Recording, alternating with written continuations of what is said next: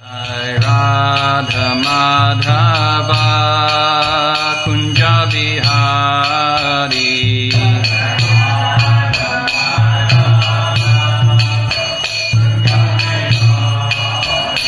Jai Radha Madhava Kunja Bihari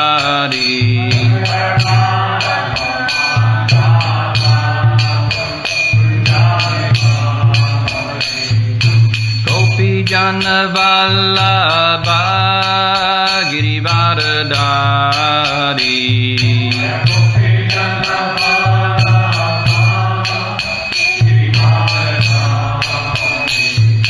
Gopi Janavallabha Girivardhari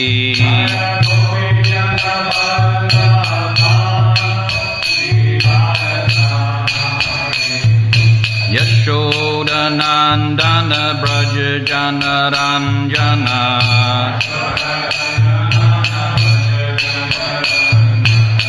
Yashodanandana Braja Janaranjana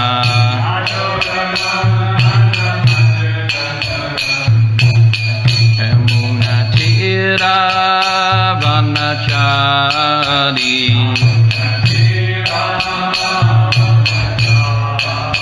Yamunatira Vanachari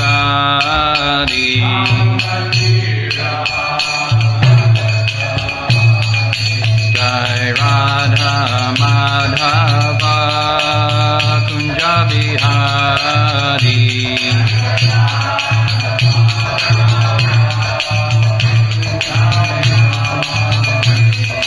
Gopi Janavallabha Girivardhari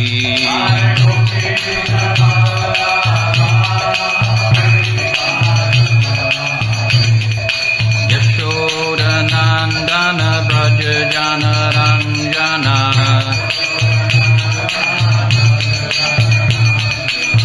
Yashodanandana Braja Janaranjana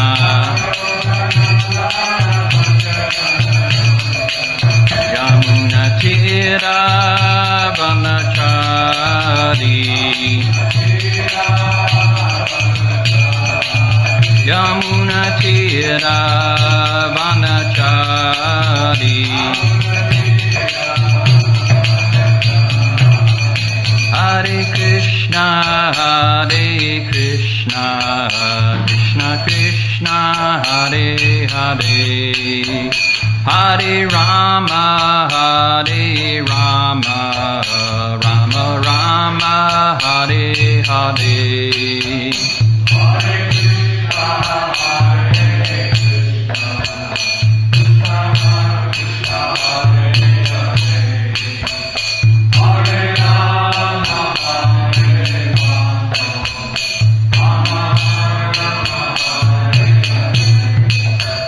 Hare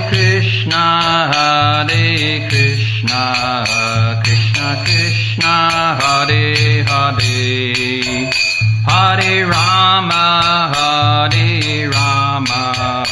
Rama Rama Hare Hare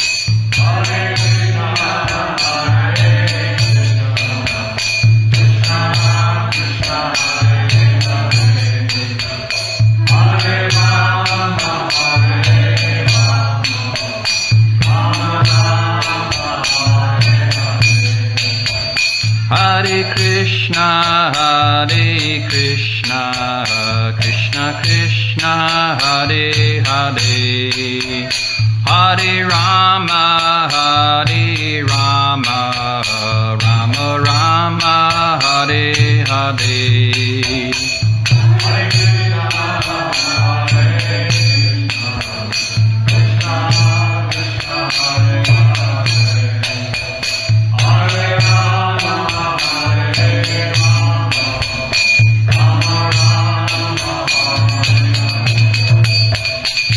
Hare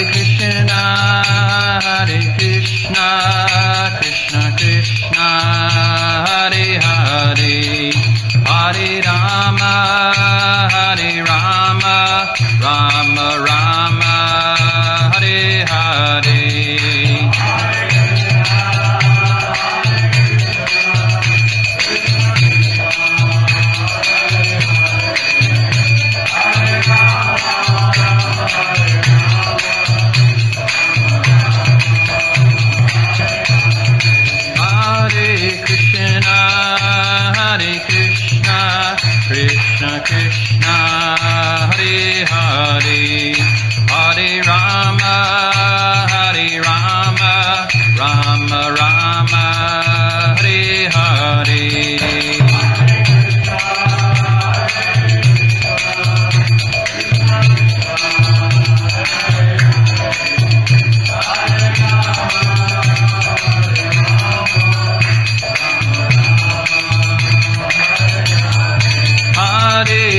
Krishna, Hare Krishna, Krishna Krishna, Hare Hare, Hare Rama, Hare Rama, Rama Rama, Hare Hare.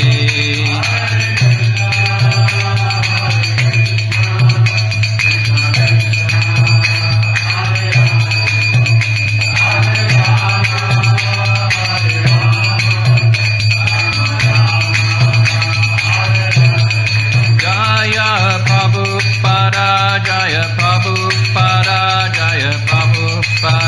Jaya Prabhupada.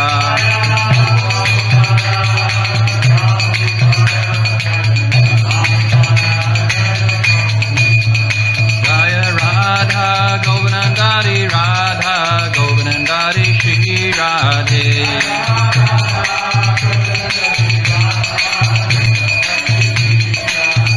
Jaya Krishna Balaram, Jaya Giri Govardhan, Jaya Krishna Balaram, Jaya Giri Govardhan.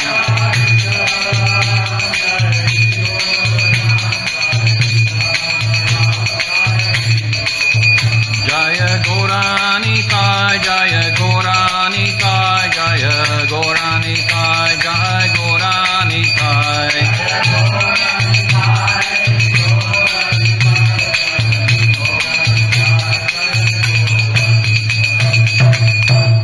Vishnupada Paramahamsa Parivraj, Shri Srimad Divine Grace, A.C. Bhaktivedanta Swami Prabhupada Maharaj Ki Jai.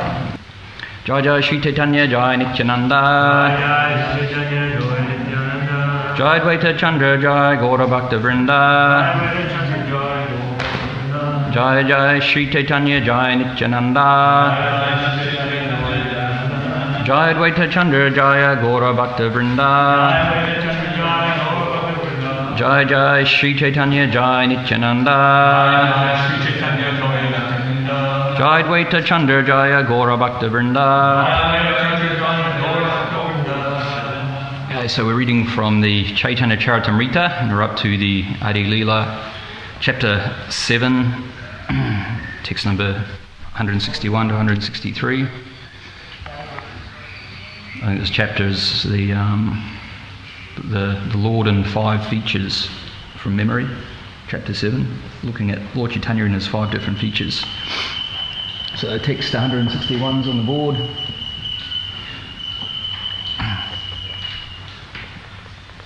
Ratri divase lokera shuni kolahala.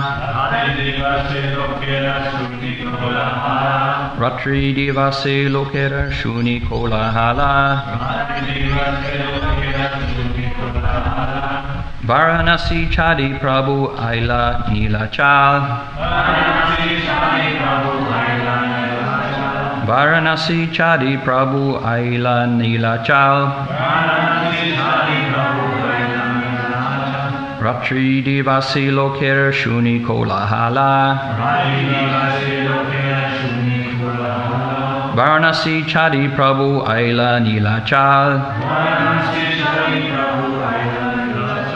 Ratri divasi lokera shuni kolahala. Varanasi chadi prabhu aila nilachal.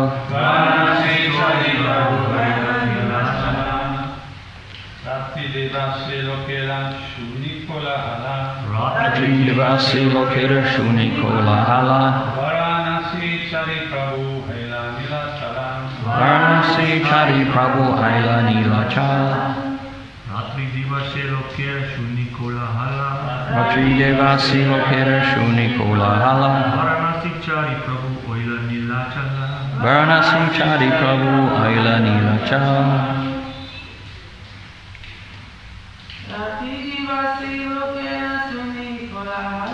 Ratri divasi lokera shuni kolahala.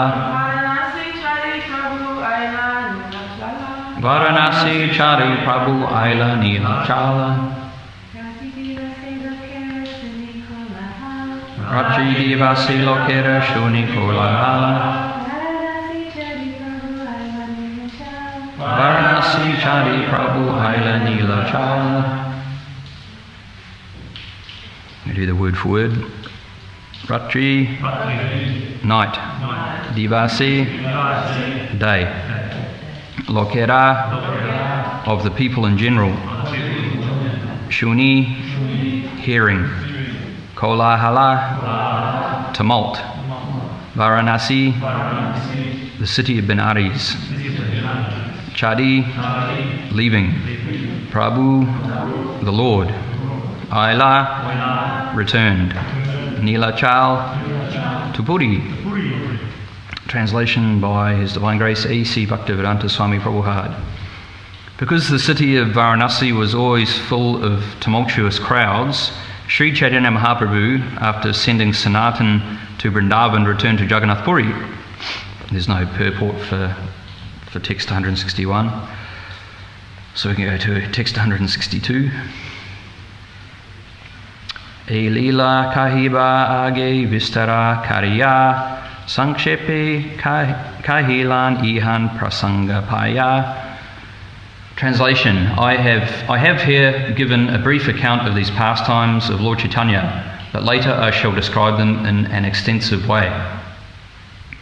Text 163. A Panchatattva Rupe Shri Krishna Chaitanya Krishna Nama Prema Diya Vishva Kaila Danya. Translation: Shri Krishna Chaitanya Mahaprabhu and his associates of the Panchatattva distributed the holy name of the Lord to invoke love of Godhead throughout the universe, and thus the entire universe was thankful. Purport: here it is said that Lord Chaitanya made the entire universe thankful to him for propagating the Sankirtan movement with his associates. Lord Chaitanya Mahaprabhu has already sanctified the entire universe by his presence 500 years ago, and therefore anyone who attempts to serve Sri Chaitanya Mahaprabhu sincerely by following in his footsteps and following the instructions of the Acharyas will successfully be able to preach the holy names of the Hare Krishna Maha Mantra all over the universe. There are some foolish critics who say that Europeans and Americans cannot be offered sannyas, but here we find that Sri Chaitanya Mahaprabhu wanted to preach the Sankirtan movement all over the universe. For preaching work, sannyasis are essential. These critics think that only Indians or Hindus should be offered sannyas to preach, but their knowledge is practically nil. Without sannyasis, the preaching work will be impeded. Therefore, under the instruction of Lord Chaitanya and with the blessings of his associates, there should be no discrimination in this matter. But people in all parts of the world should be trained to preach and given sannyas so that the cult of Sri Chaitanya Mahaprabhu's Sankirtan movement will expand boundlessly. We do not care about the criticism of fools. We should go on with our work and simply depend on the blessings of Lord Chaitanya Mahaprabhu and his associates, the Panchatattva. Mamajnana Chamanandasya Jananjanashtalakaya Chaksho Umitam Yana Tasmai Shri Gurave Namaha. Jai Shri Krishna Chaitanya Prabhu Nityananda Shri Dvaita Gadadha Shiva Sari Gaura Bhakta Vrinda. Hare Krishna Krishna Krishna Hare Hare Hare Rama Rama Rama Hare Hare. So the translation for text 163. Sri Krishna Chaitanya Mahaprabhu and his associates of the Panchatattva distributed the holy name of the Lord to invoke love of Godhead throughout the universe, and thus the entire universe was thankful. So Caitanya Caritamrita, for those who aren't so familiar with it, it means the nectarian pastimes of the living force in eternality. So Lord Chaitanya Mahaprabhu and the Panchatattva descended from the spiritual realm into the material realm about 500 years ago on the petitioning of one of their great devotees, Sri Advaita Acharya. So it's explained in the Bhagavad Gita that why does God come into this world for? He explains Krishna explains himself in the Bhagavad Gita in chapter 4. He says that yada hidamasa, that whenever there is a decline in religion and an increase in irreligion, then he descends into this universe. So Krishna himself, he came 5,000 years ago, and that's when he spoke the Bhagavad Gita. So there's always incarnations manifesting or coming into this material world. It's explained like waves in the ocean. that the waves are always constantly coming. So same with incarnations of Krishna are always coming into the material world to deliver the conditioned souls who are trapped here in the material world. And there's different types of incarnations. There's Lila avatars, Yuga avatars, Manvantara avatars, Guna avatars, Shaktivesha avatars, so many. So it's common now that everyone thinks that God is dead. There is no God, and we have to find the way to the truth and for peace and humanity through scientific reasoning and logic and rationality. There is no God. So we have to have a proper understanding of what God is. And Prabhupada said it's a science, actually. It's not just a sentimental religious belief, but it's a science, understanding what is God and what is our connection with God and how to reawaken that connection again, which is what yoga and meditation systems are meant for, is to reawaken that connection. The word yoga means to link or to connect. So the science of bhakti yoga is reconnecting, reawakening our God consciousness through bhakti, through devotion. Lord Chaitanya explains Jiva Rasarupaya Krishna Anichadas, that eternally the jivas, the living entities, are eternally servants of Krishna. So that's our eternal position, what's called Sanatan Dharma, our eternal essence, our eternal spiritual nature is to be connected with the Supreme in a mood of service. So that's what Krishna consciousness is about reawakening that original consciousness. As Prabhupada would say, it's not an artificial imposition upon our mind. It's something which is within us already. It's just a matter of knowing how to reawaken it. So the process of Krishna consciousness, primarily the chanting of the Hare Krishna Maha Mantra, is the process for this age we're living in for reawakening that dormant God consciousness.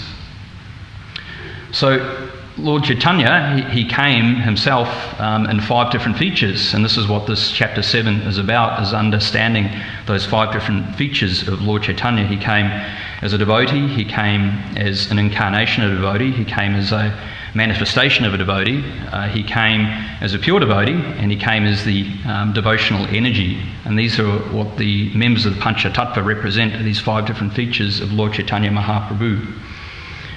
So the Caitanya Caritamrita is a description of all these different pastimes that Lord Chaitanya performed when he was here 500 years ago.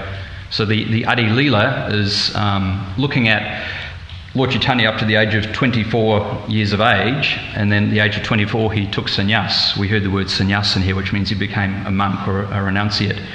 So he took sannyas at the age of 24, and then from 24 for 6 years he travelled around South India preaching this Krishna consciousness, the Sankirtan movement. And that's what the Adi-lila is about. The second part of the Caitanya Caritamrita is all about the pastimes of Lord Chaitanya in South India, spreading this Krishna consciousness.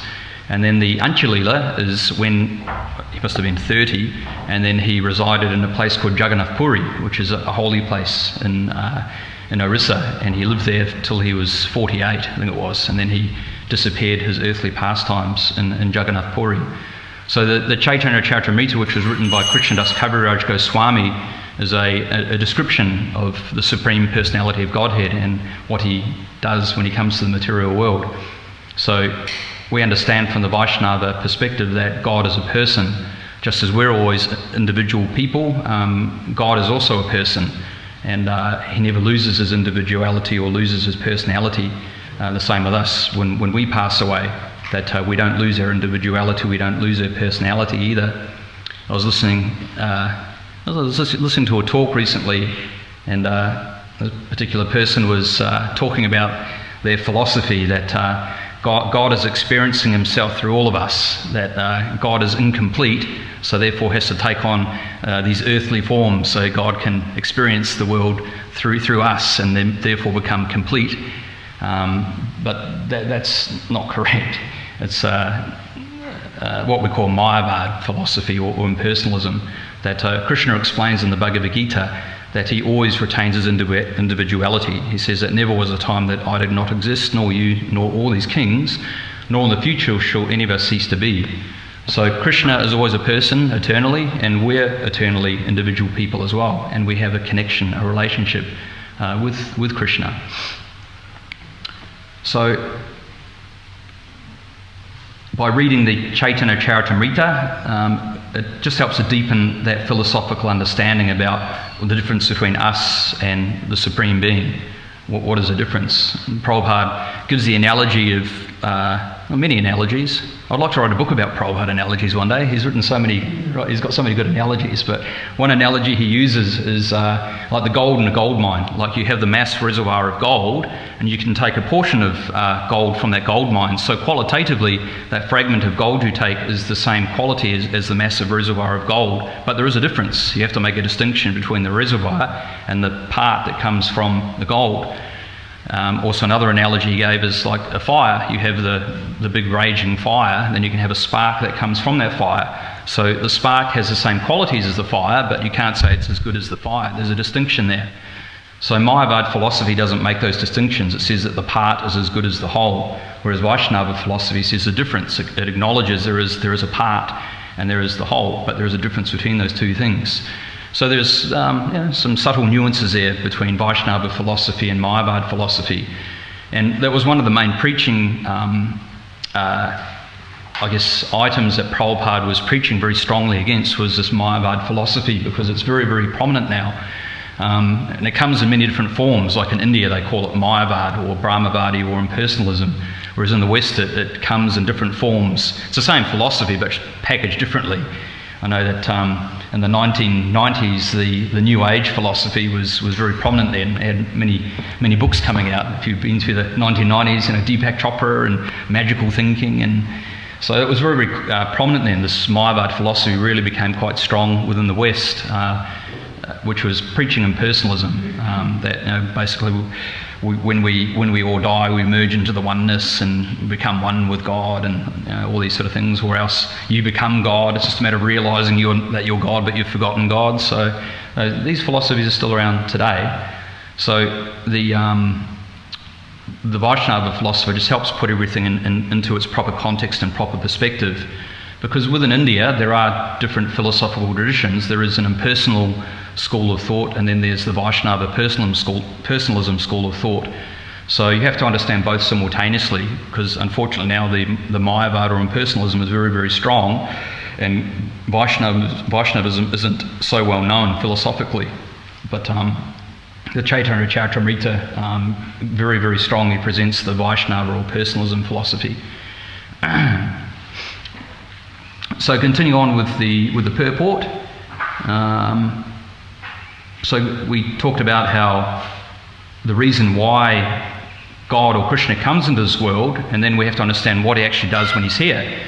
So Krishna also explains in the Bhagavad Gita why he's coming for and what he does when he appears here. He explains that parachana sarunam vinasha duskritam. So to enliven the devotees, paritra sadhunam, the sadhus, to enliven the devotees, to inspire the devotees. And then vinasha duskritam. Duskrita means miscreants. Vinasha means to annihilate. So to annihilate the miscreants and to enliven the devotees. And also to re-establish the principles of Dharma, the principles of religion. He comes millennium after millennium. So these are the reasons why God comes and what he does when he's here.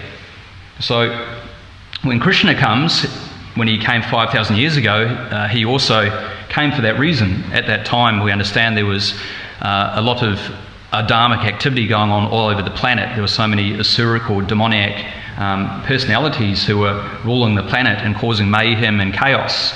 So when Krishna came, his strategy was to annihilate these miscreants. Lord Chaitanya has a different approach to it. He also comes to annihilate the miscreants, but in a different way to Lord Krishna. Even though Lord Chaitanya is non-different from Krishna, they have different strategies when they come into the material world. So Krishna and Balaram, when you see them on the altar there on the right-hand side, basically they come to kill them. Like they'll come with their weapons and they'll kill the demons and rid the burden of the earth that way. And some people might think, well, how can that be God? Why would God be violent for? Because we have to understand that God is a person, and he's the supreme enjoyer. So Krishna also takes pleasure in killing. It sounds a bit radical. It does sound radical. But we find that the material world is an upside-down reflection of the transcendent realm. So we find in this world too, people actually take pleasure in killing. And Prabhupada said there is a higher pleasure in the material world than sex life, and he said that's actually killing. So people, take pleasure out of doing that. What do you call them, psychopaths and these sort of people. So they take there is actually pleasure and enjoyment in doing that, but that actually is a perverted reflection coming from Krishna. So the Vaishnava sort of theology presents that the material world is an upside-down reflection of the transcendent realm. Everything we see in this world is an upside-down reflection of the transcendent realm. Like you might have seen that movie, The Matrix. You're familiar with that, with Keanu Reeves? So that concept of the Matrix was actually taken from Vedic philosophy, that there's an alternative reality and everyone's in a dreaming state at the moment. So that's how we understand from the Vaishnava philosophy that the material world is an upside-down reflection of the transcendent realm. The transcendent realm is the reality, and this is just Prabhupada used the terminology, a perverted reflection of that transcendent realm. So, as I was saying, that Krishna, when he comes, he enjoys fighting, just like people enjoy watching wrestling and boxing matches. And what's the big one these days? The mixed martial arts one. What's that one? MMA. Yeah. When people like it, they watch it because it's like they get into it. So that's all coming from Krishna. He enjoys fighting. He enjoys wrestling. He's a person. So therefore, in this world, we're trying to take pleasure in a perverted kind of a manner. So when Krishna and Balaram come, they come to annihilate the miscreants, and there's so many wonderful pastimes we can read in Prabhupada's Krishna book, which is based on the 10th canto of the Bhagavatam, about the different pastimes of Krishna and Balaram going out and killing demons who are trying to disturb his pastimes in Vrindavan, Dainakasura, Trinavata demon, Agasura demon, so many wonderful pastimes of Krishna killing the demons.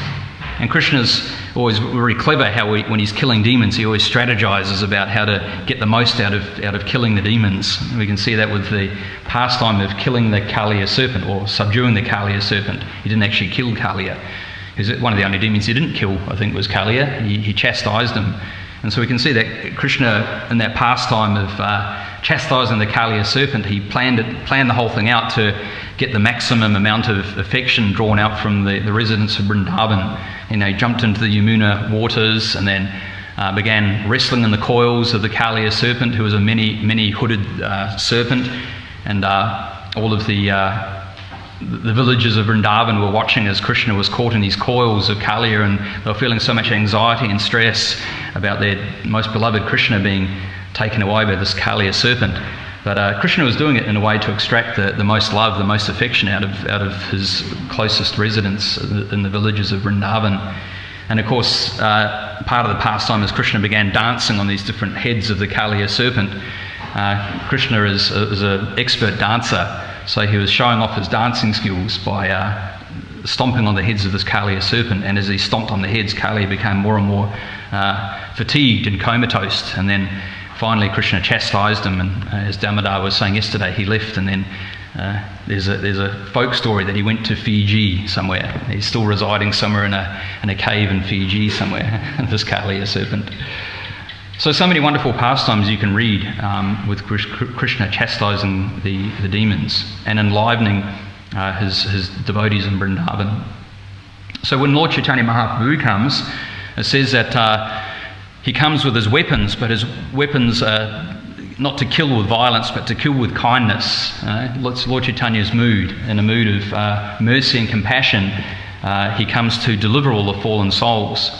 In fact, Krishna says in the Bhagavad Gita that Sarvadharma Prityaja Mamikam Saranambraja, that first of all you have to surrender to me and then you'll get the mercy. But Lord Chaitanya's mood is no, first you get the mercy, you get the taste first, and then you can surrender. So this is the magnanimity of Lord Caitanya Mahaprabhu, which is why he's called the most magnanimous of all the incarnations, because he's delivering or giving what no incarnation has ever given before, and that's delivering Krishna Prema to everyone without conditions, without discrimination.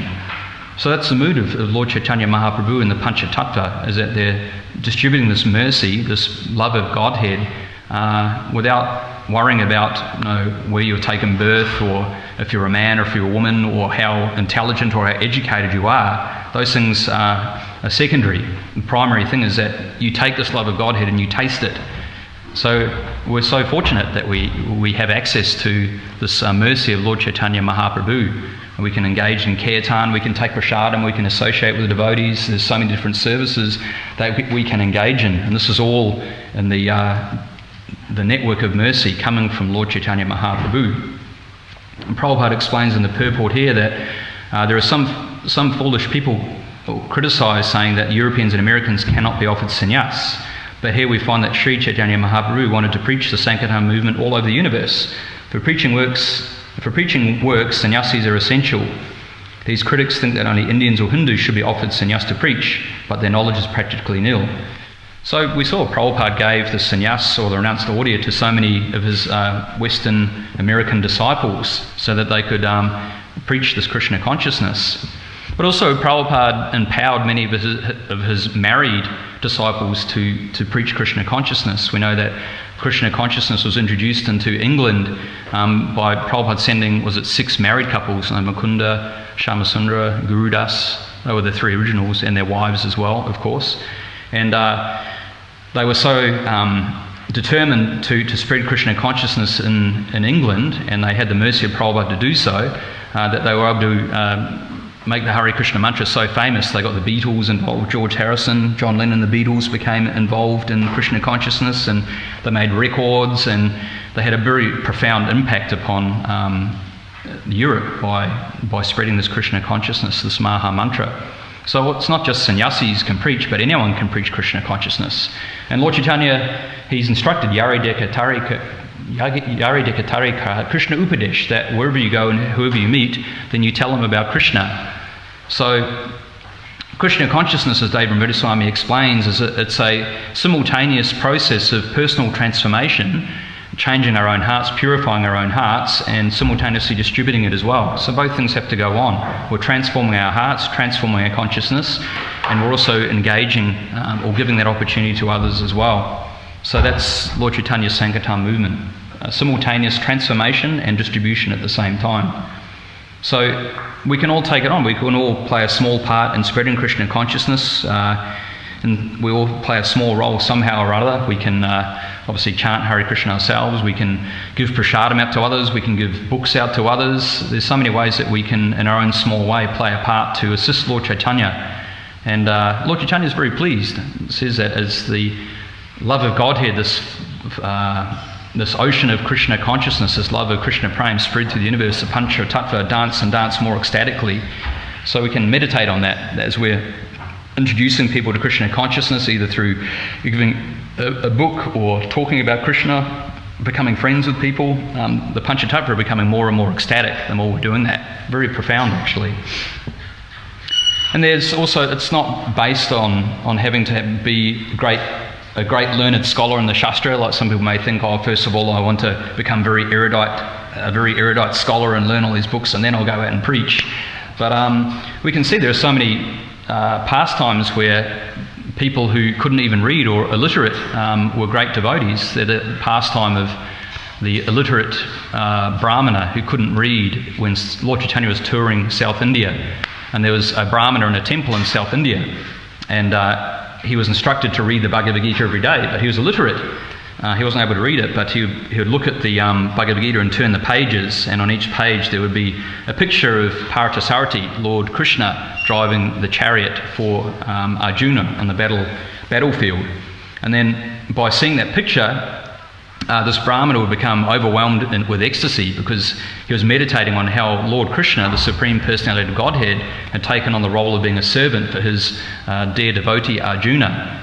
And Lord Chaitanya, when he was visiting this particular temple, he saw this illiterate Brahmana and was asking him, why are you crying for? Why are you feeling such ecstasy? And he explained to him that he was meditating on this picture of Parthasarathi. And Lord Chaitanya became very, very happy and very pleased, saying, yes, you are the real reader of Bhagavad Gita. You really understand Bhagavad Gita. And also we find with Bhakti Siddhanta Sarasvati Thakur, who is Srila Prabhupada's spiritual master, his guru, Gaurkashodas Babaji, was also illiterate. He couldn't even write or sign his own name. But he was, Bhaktisiddhanta Saraswati was instructed by Bhaktivinoda Thakur to take initiation from Gaurkashodas Babaji. And Bhaktisiddhanta Saraswati Thakur was very incredibly intelligent, very erudite scholar, very, very scholarly.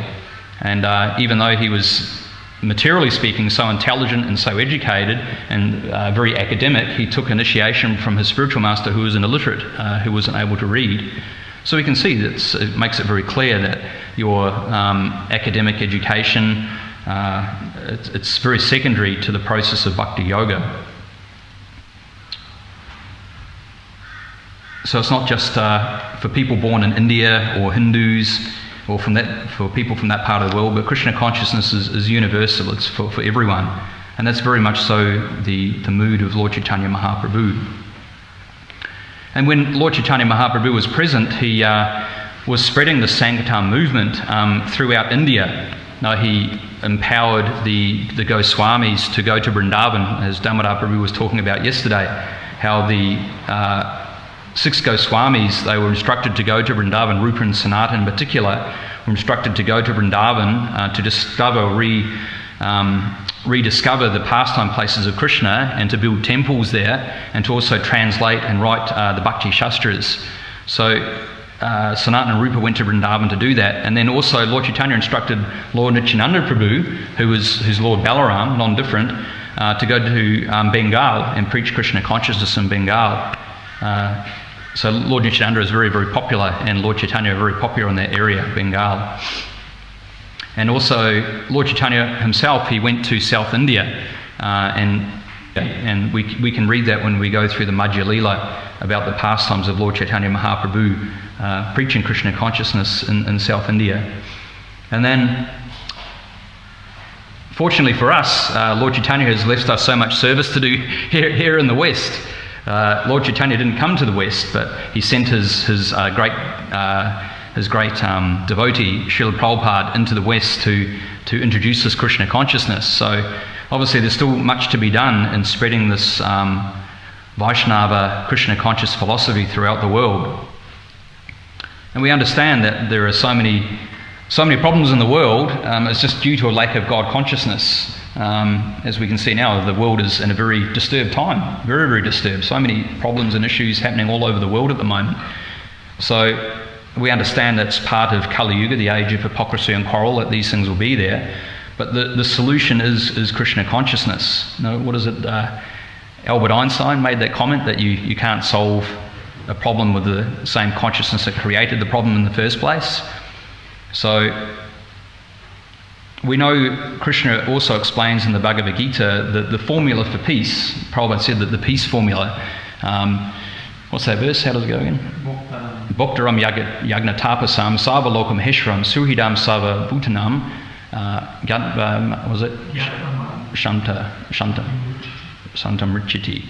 So Bhaktaram, understanding that Krishna is the enjoyer, Bhaktaram yagna tapasam. So for all of our austerities we perform, whatever meditation we're doing, whatever it may be, yoga, it's meant for pleasing Krishna. He's the enjoyer of those things. Bhaktaram yagna tapasam sarva loka maheshwaram. Sarva loka, that he's the controller of everything, of all the planets. Everything is under Krishna's control. Suhidam Sarvabhutanam, that Krishna is the friend of all living entities. So we understand that Krishna is our friend. Suhidam Sarvabhutanam, he's the friend of all living entities. And how is that he's our friend? Because he's in everyone's heart as the super soul. So Krishna explains that he's situated in the heart of all living entities, and from him comes knowledge, remembrance and forgetfulness. Sarvasya cham hriti sanivistu, that I'm situated in the heart of all living entities, and from me come knowledge, remembrance and forgetfulness. So Krishna is our dear, most intimate friend. So Krishna knows whatever challenges we're going through, whatever obstacles we're going through, whatever difficulties we're going through. We're not alone, and we're all going through them. I'm sure we all are on different levels, whatever it may be. We've all got our own kurukshetras we're living through, whether it's a physical issue or a psychological issue, whatever it may be. We've all got our things we're going through, but we're not alone. Krishna's there. He's in our heart. He understands these things. So we have to turn to Krishna and ask him for guidance and help through whatever challenges and obstacles we're going through in our lives, or whatever challenges may come into our lives. we have to take shelter of Krishna. That's the process of Krishna consciousness. So he's our most intimate dear friend. He understands all these things. Even though no one else understands us, at least Krishna does. He knows what we're going through. So there's a lot of shelter in meditating on that point, that Krishna is there with us. Through so many births and so many lifetimes, Krishna is with us all the time. And once we understand these things, then Krishna says, Gatva mam shantam richati, then shanti, you can attain peace. By deliberating and meditating on these points, then you can become peaceful. So this is the Krishna consciousness formula for creating peace in the world, that understanding Krishna is the supreme controller, he's the master of all planets, he's our dearmost friend, and everything is meant for offering to him for his pleasure. That's the peace formula. So there's so much work to be done to instill that understanding within people these days. As I was saying, we can't change the problems in the world through making material solutions. It just won't work. And people now these days are taking shelter of atheistic philosophies and atheistic reductionist science, thinking that the science will reveal the truth. But without understanding what consciousness is, or where consciousness comes from, or what the function of consciousness actually is, then you're not really solving anything. There's so many philanthropic organisations proselytising about how to solve world problems, how to create peace in the world and stop poverty and all these things. But as Prabhupada said, it's just like blowing on the boil. If you've ever had a boil before, by blowing on the boil, which is a big lump in the skin, it's not really going to help the situation. So Prabhupada said that so many of these philanthropic organisations, the intent is good, but the result isn't really helping solving the real issue, which is birth, death, old age and disease. So Krishna consciousness is going to solve the problem at the root, and the problem is birth, death, old age and disease, that we're stuck in a cycle of repeated birth and death, lifetime after lifetime after lifetime. So Krishna consciousness is the cure, the medicine for solving the problem at its root. Of course, there's credits given where credit is due. There's no harm in wanting to help humanity out, but it has to be done with knowledge, be done in the right way. So we can see that so many people have good intent to want to feed the homeless and feed the hungry, but they end up feeding them meat, which come from slaughterhouses. So it's implicating themselves and the other people in karmic reactions for doing that. So it's good to want to help, but it has to be done in the right way.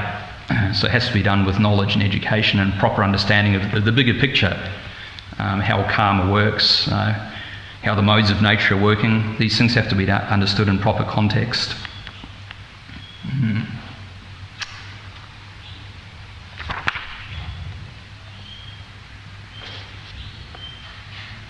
So, as Prabhupada says, we should go on with our work and simply depend on the blessings of Lord Caitanya Mahaprabhu and his associates, the Panchatattva.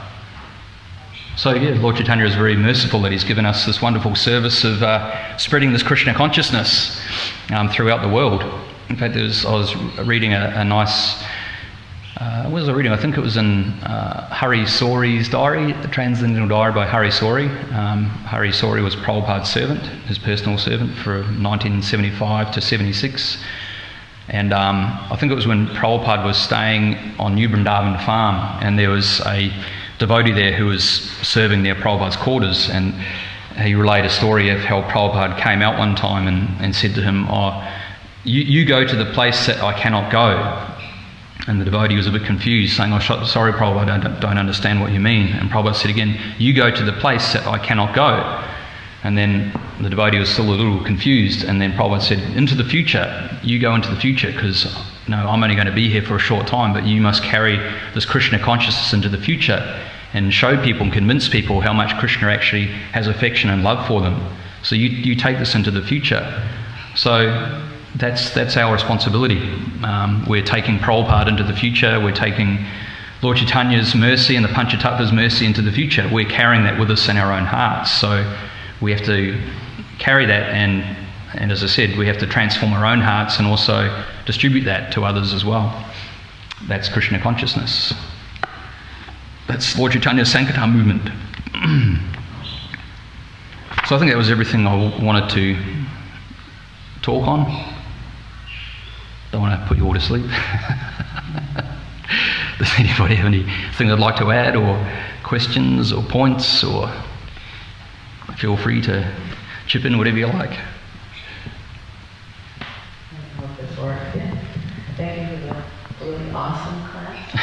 Thanks for coming. Okay. When you're talking about how Krishna comes every millennium to the world to like sort of take care of all the problems, fix all the problems that we souls create. So Lord Chaitanya is so magnanimous that he came and he actually gave us the Maha Mantra, and the Maha Mantra, the Hare Krishna Maha Mantra is non-different than Krishna. So he's actually always here in the form of his Maha Mantra. So, and that's eternal, so he will remain in this world in his form of the Maha Mantra. Mm. And so we're so fortunate that he actually came as Lord Chaitanya, magnanimous, and gave us the mercy and just permanently is staying here with us. Mm. Because the Maha Mantra is non-different from him. Mm. And that's why we feel so blissful when we're having kirtan, we're chanting his name. So I just wanted to mention that, because it got me thinking, and that was really like, wow, he's always here. Mm. Not going anywhere. And then about you were speaking about when Krishna and Balaram were here and they were killing the demons. I mean, I always understood that, I guess. Growing up, hearing about him killing the demons was like, yeah, cool, we got the bad guys. But they were all pastimes. I understand that, all those souls that came in the form of a demon, it was like a pastime. So he kind of established even that, so that he could have that activity. And those souls that he did kill, ultimately, they were liberated. So it's not like, it wasn't a bad thing. It was a good thing. Like, they got liberated, went back to Godhead, and it showed the devotees that Krishna will always protect his devotees, because he did that. He annihilated those demons in order to protect his devotees. So, in a way, it was to demonstrate to the devotees that I'm always going to be there to protect you, no matter what obstacle or what bad situation is going to occur in your life, or these obstacles are going to be thrown at us. He will always interfere and protect us if we take shelter and surrender to him. So that's what the residents of Vrindavan were doing. They were like, Krishna, help us. There's this big demon that's coming and it's going to destroy our homes and kill us. And you're like, yeah, I'll be there. And he just annihilates the demon and then protects his devotee. So that's how I understood it. He knows how to extract the most love out of his devotees. Yeah. So it was all just really beautiful pastimes, and like Dandakaranya was saying, so that's a reflection, all the really crazy stuff that's happening in this world. It's just a perverted reflection of the pastimes and the things that Krishna is doing that are not, they're actually blissful, because it's all part of the pastime, or I guess what's pastime is like not a game, but it's kind of like a... So you're passing time. Yeah, passing time. Yeah, passing time. And it's always fun and blissful, even though some people might go, that looks interesting. But yeah, that's how I understood it. Yeah, you have to understand Krishna's position, that he's transcendent. He's always in a transcendental position. Even though, in a mundane material point of view, like we see him and people criticise, saying, how can he be God? He's sneaking in the middle of the night to dance with these young girls. How can God do such a thing? But we have to understand his transcendental position in all circumstances. We can't be, was it anthropomorphism, where we throw our mundane conceptions upon God, thinking if there is a God, he must be like this according to our material understanding? And he's unlimited, so in our limited thoughts, we can't always understand everything. Like, we don't know what's happening around us most of the time. So there's that.